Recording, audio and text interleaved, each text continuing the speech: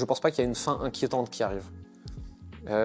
Oui, dans 20 ans, on sera probablement tous coachés par des IA, sauf les 10% de gens qui seront têtus, qui diront ouais, ok, l'IA est plus performante, mais moi je parle à un humain parce que je suis un humain. Et ça tombe bien, c'est ces gens-là nos clients. Les changements, ils sont systémiques, ils opéreront.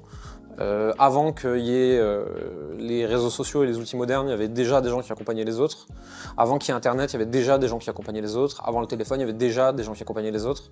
Les plus vieilles traces de marketing direct, elles remontent aux années 1700, où les mecs ils collaient des affiches pour te vendre de l'huile de serpent. Bon, ça va évoluer, tout évolue toujours, mais il n'y a pas de raison de s'inquiéter que ça s'arrête.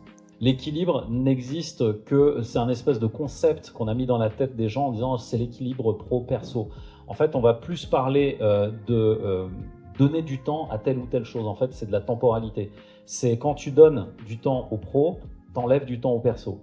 Donc l'idée, c'est plus de savoir en fait qu'est-ce que tu veux mettre à quel endroit et en fonction surtout de ton bien-être. Parce qu'on va pas se mentir, vous êtes tous au début de quelque chose où vous devez donner effectivement beaucoup d'efforts, mais sachez que même pour les athlètes de haut niveau, et ça je vous le répète assez souvent, la récupération fait partie intégrante de la performance.